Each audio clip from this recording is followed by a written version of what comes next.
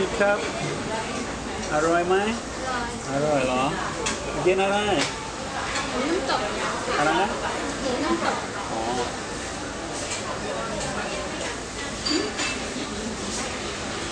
Okay, JC here for Retired Cheap Asia. I'm actually in a food court making this video, and of course, a lot of interaction with the locals.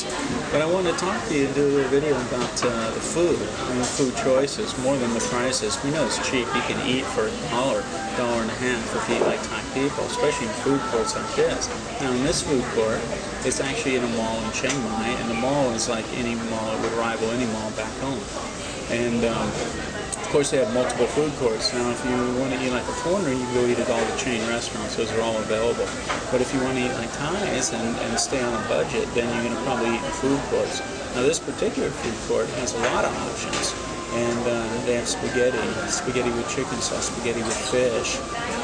All the Thai favorites are here. And they also have a booth that has salads. And they weigh the salad up and have a number of dressings. But remember, now this is an aberration.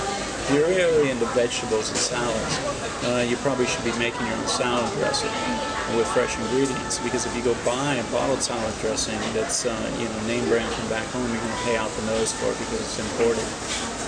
So food is an important consideration, especially when deciding can you come over. If you love Thai food, remember, the Thai food you get in Thai restaurants is not the same as here for two reasons. One is they're not using the same ingredients, and they've changed the taste to accommodate foreigners' taste. So the taste is different. Also, these curries and everything, which are some of the favorite things on Thai restaurants' menus that foreigners love.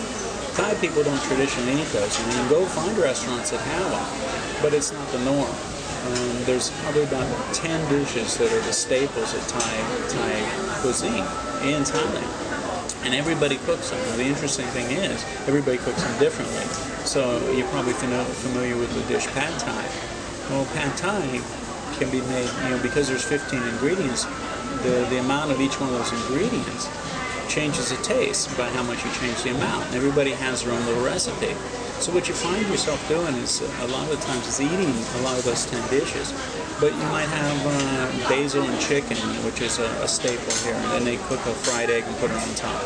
But you might have a favorite place for that. You might have a favorite place for Pad Thai, which is noodles, a noodle dish, soups, noodle soups, fried rice.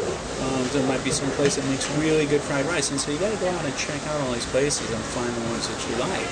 It's like people come over to visit, and they say, okay, I say, well, what do you want to eat? And they say, well, take me anywhere you want to go. And that's not sort of the way it works. It's like, tell me what you want, and I'll tell you where the places that I think's got the best for me, taste-wise, for that dish.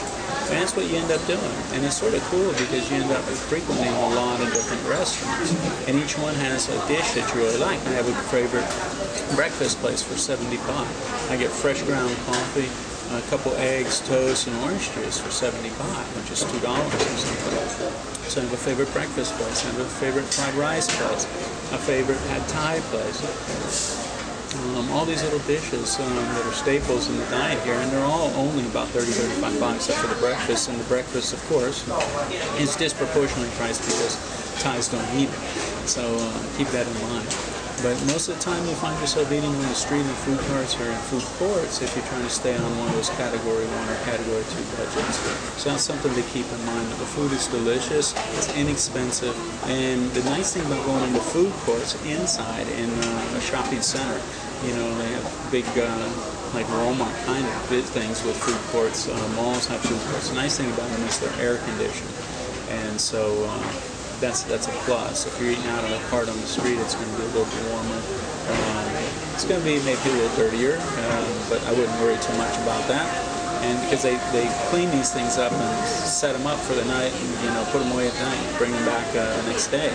So they're all cleaned and broken down every night. And all the food and everything's taken home with the coolers and restocked. So I wouldn't worry too much about all that. And the upside is the air conditioning. So it's something to keep in mind. But when it comes to food, there are a lot of options. And from foreign food that's more expensive to Thai food, it's real inexpensive. And you go from inside to outside, it changes again for the price. It drops a little as you go outside. But there's even the food carts are in groups. So at night, parking lots and everything will turn into restaurants or food courts. And all these people group together so people can come to one place and eat whatever food they want. And you might have in that group a pad thai place, a noodle place, a fried rice place that you like. And so that's something to keep in mind. With the food, if you like Thai food, man, you're going to love it. And you're going to get fat and for a little bit of money.